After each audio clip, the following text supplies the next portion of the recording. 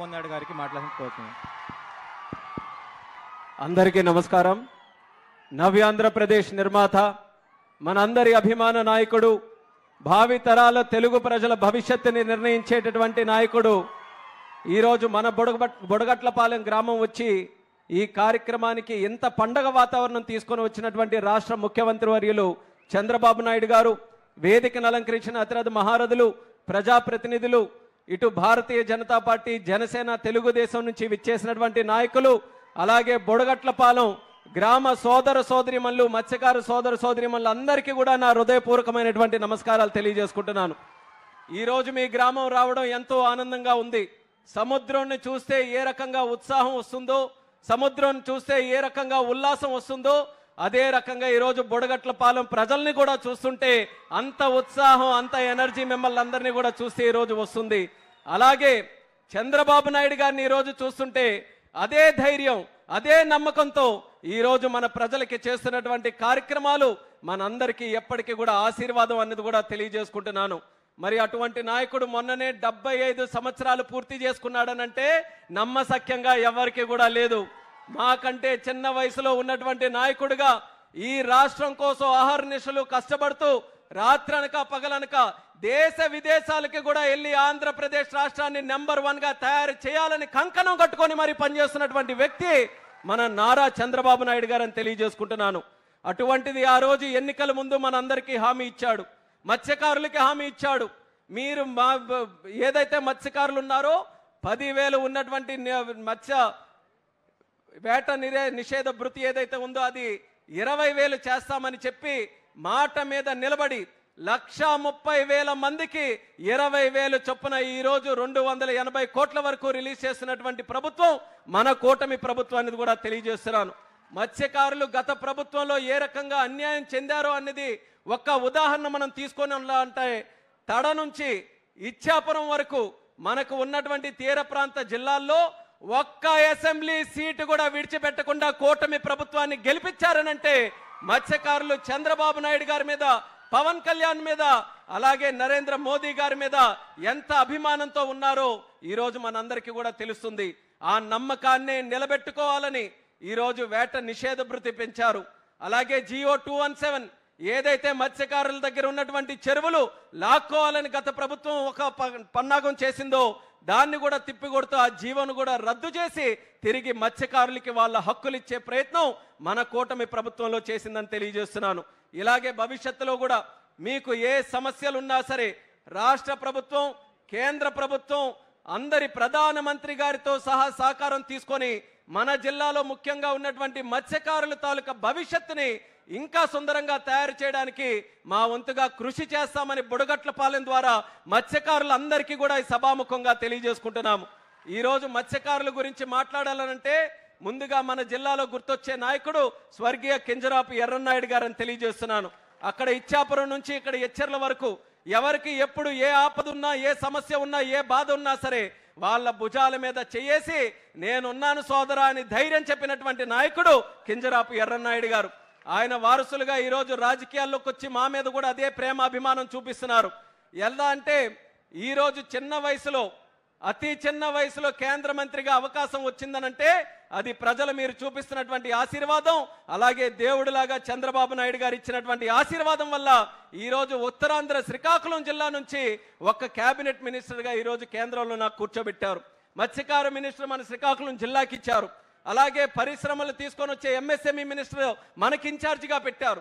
మంచి ప్రజాప్రతినిధులు ఎన్నుకునే అవకాశం ఈరోజు చంద్రబాబు నాయుడు గారు మన అందరికీ కూడా అవకాశం ఇచ్చారు. మా వంతుగా కష్టపడతాం. ఎందుకనంటే విని విని విని విని కూడా చెవుళ్ళు ఈరోజు నొప్పెడుతున్నాయి. శ్రీకాకుళం జిల్లా అంటే వెనకబడిందని మార్చాలి, తలరాతలు మారాలి. శ్రీకాకుళం సెట్ అవ్వాలంటే మన మైండ్ సెట్ మార్చాలన్నది ఇక్కడ ఉన్నటువంటి ప్రజలందరికీ కూడా నేను కోరుకుంటున్నాను. సముద్రం ఎంత సంపద, గంగమ్మ తల్లి తెలిసి ఎవ్వరికి కూడా మోసం చెయ్యదు. గంగమ్మ తల్లికి పెట్టడమే తెలుసు తప్ప ఏ ఒక్కరిని కూడా ఇబ్బంది పెట్టడం, చెడగొట్టడం, మోసం చేయడం తెలియదు. అటువంటి సంపద మన గంగమ్మ తల్లి, మన సముద్రం మన చుట్టూ ఉంది. చిన్న చిన్న దీవులు ఉన్నాయి ప్రపంచంలో, 4 అడుగులు ఉన్నటువంటి దీవులు ఉన్నాయి. సముద్రాన్ని చూసి అవన్నీ కూడా బ్రహ్మాండంగా డెవలప్ అయ్యాయి. మనం ఎందుకు డెవలప్ కాకూడదు అనేది ఇక్కడ ఉన్నటువంటి ప్రజలందరూ కూడా ఆలోచించాలి. మనం ఎక్కడెక్కడికో వెళ్తున్నాం, గుజరాత్ వెళ్ళి పనిచేస్తున్నాం, చెన్నై వెళ్ళి పనిచేస్తున్నాం, వెస్ట్ బెంగాల్ వెళ్ళిపోతున్నాం. కానీ ఇక్కడే మనం పోర్టులు ఏర్పాటు చేసుకోవాలి, హార్బర్లు ఏర్పాటు చేసుకోవాలి, జట్టీలు ఏర్పాటు చేసుకోవాలి, పర్యాటక రంగం తీసుకొని రావాలి, పరిశ్రమలు తీసుకొని రావాలి. ఇంకా అవసరమైతే ఏ కార్యక్రమాలైనా మనకెక్కడికి రావాలి తప్ప మనం గడప దాటి వేరే పరిస్థితికి రాకుండా ఈ ప్రభుత్వం అన్ని రకాలుగా చర్యలు తీసుకుంటుందని తెలియజేస్తున్నాను. మంచి మంచి ఆలోచనలు ఉన్నాయి. ఇప్పుడే అచ్చెన్నాయుడు గారు చెప్పారు, సుదీర్ఘమైనటువంటి తీర ప్రాంతం ఉంటే ఇన్నాళ్ళకి కూడా ఒక్క పోర్టు మనం కట్టుకోలేకపోయాం. కానీ ఈరోజు చంద్రబాబు నాయుడు గారి ఆశీస్సులతో మూలపేటలో అద్భుతమైనటువంటి పోర్టు ఒకటి పూర్తి చేయబోతున్నాం. పోర్టే కాదు, ఎయిర్పోర్టు కూడా మన శ్రీకాకుళం జిల్లాలో ఏర్పాటు చేయాలని ఆయన ఒక ఆలోచనతో మాకు దిశ నిర్దేశం చేశారు. భవిష్యత్తులో జిల్లాలో ఒక ఎయిర్పోర్టు కూడా నిర్మిస్తామని ఈ సభాముఖంగా మీ అందరికీ తెలియజేస్తున్నాం. మిగిలినటువంటిది ఇక్కడ హార్బర్ కానీ, అలాగే మనకి కళింగపట్నం, పెద్దగనగల్లపేట, మన బారువ, మన మంచినీళ్ళపేట, భావనపాడు, అక్కడ కూడా హార్బర్లు జట్టీలు పెట్టాలని కేంద్ర ప్రభుత్వం తాలూకా సహకారం తీసుకొని కార్యక్రమాలు చేస్తున్నాం. అలాగే మీకు తీర ప్రాంతం నుంచి కోస్టల్ కారిడార్ ఒక హైవే పెట్టి మత్స్యకారులకి వాళ్ళు పెట్టుకునే చిన్న చిన్న పరిశ్రమలు కూడా ఊతమివ్వాలని చెప్పి ఒక ప్రత్యేక బీచ్ కారిడార్ కూడా చంద్రబాబు నాయుడు గారు ఆలోచించి భవిష్యత్తులో చేయబోతున్నారు. అలాగే ఇక్కడ ఉన్న ప్రజలకే చేయడం కాదు, ఎక్కడెక్కడ ఉన్న వాళ్ళందరూ కూడా ఈ తీర ప్రాంతం ఆహ్లాదకరమైనటువంటి ప్రాంతం చూడడానికి, టూరిజంను కూడా డెవలప్ చేయడానికి ఇక్కడ హోటల్స్ పెట్టడం, సర్వీస్ ఇండస్ట్రీ పెట్టడం, అది కూడా ఈరోజు చంద్రబాబు నాయుడు గారు ప్రోత్సహిస్తున్నారు. ఆయన చేస్తారు, నిధులు ఇస్తారు, కార్యక్రమాలు చేస్తారు, అవి ముందుకు నడిపించమని మా అందరికీ కూడా చెప్తారు. కానీ అవి సక్సెస్ఫుల్గా విజయవంతం కావాలనంటే ఇక్కడ స్థానికంగా ఉన్నటువంటి ప్రజలు మీరందరూ కూడా సహకరిస్తేనే తప్ప ఏ ఒక్క కార్యక్రమం కూడా మనం చేయలేం. అందుకనే మళ్ళీ మీ ద్వారా జిల్లా ప్రజలందరికీ కూడా కోరుకుంటున్నాను, గత ఇన్ని అవకాశాలు ఉన్నటువంటి శ్రీకాకుళం జిల్లా ఏం తక్కువ? మన జిల్లాకి తీర ప్రాంతం ఉంది, గిరిజన కొండల ప్రాంతం ఉంది, గనులు ఉన్నాయి, అలాగే బ్రహ్మాండమైనటువంటి నదులు ఉన్నాయి. అన్నిటికంటే లాయల్ గా కష్టపడినటువంటి వ్యక్తులు ఎక్కడ ఉన్నారనంటే అది మన శ్రీకాకుళం జిల్లాలోనే ఉన్నారు. ఇన్ని వనరులు మనం పెట్టుకొని ఇంకెవరో దగ్గరికి వెళ్ళి పని కోసం చేయి చాపడం అనేది న్యాయంగా ఉందా అని మీకే నేను అడుగుతున్నాను. అన్యాయం అనిపిస్తే మీరు కూడా ప్రపంచం మొత్తం తిరిగి ఉన్నారు, ఎక్కడికొక్కడికో వెళ్ళి పనిచేస్తూ ఉన్నారు. గుజరాత్లో ఉన్న పోర్టుల దగ్గర పనిచేశారు, మంచి మంచి అవకాశాలు అక్కడ చూశారు. ఆ అవకాశాలు ఇక్కడ ఎందుకు పెట్టకూడదు? మీరెందుకు పెట్టకూడదు? మీకు కావలసినటువంటి ఆర్థిక సాయం ఒక లోన్ రూపంలోనైనా, ల్యాండ్ రూపంలోనైనా అవన్నీ కూడా ఇవ్వడానికి ప్రభుత్వం తరపున మేము సిద్ధంగా ఉన్నాం. మీరు మంచి ఆలోచనలతో, ముఖ్యంగా యువకులు ఎవరైతే ఉన్నారో ఈ జిల్లా రూపురేఖలు మార్చడానికి మీరందరూ కూడా ముందుకు రండని మరొక్కసారి మీ అందరికీ కూడా పిలుపునిస్తున్నాను. శ్రీకాకుళం జిల్లా నుంచి వలసలు వెళ్ళడం కాదు, పని వెతుక్కొని వలసలు వచ్చే జిల్లాగా ఇక్కడికి తయారు చేయడానికి అందరం కూడా కంకణబద్దులై కృషి చేద్దాం. ఈరోజు ఒక మంచి అవకాశం కేంద్ర మంత్రిగా నాకుంది, ప్రధానమంత్రి గారి ఆశీర్వాదం ఉంది, చంద్రబాబు నాయుడు గారి తాలూకు ఆశీర్వాదం ఉంది. మనం చేయాల్సింది ఆలోచించాలి.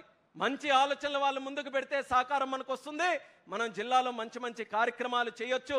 పాజిటివ్గా ఆలోచించమని ప్రతి ఒక్కరికి కూడా ఈ సందర్భంగా కోరుకుంటూ, మత్స్యకారుల గురించి ఒక చరిత్ర చెప్పాలనంటే, మత్స్యకారులకి తెలుగుదేశం పార్టీ ఆ రోజు మత్స్యకార గ్రామాల్లో వెలుగులు చూడాలనంటే లైట్ హౌస్ తప్ప ఎక్కడ కూడా ఒక బుడ్డి ఉండేది కాదు, లైట్ ఉండేది కాదు.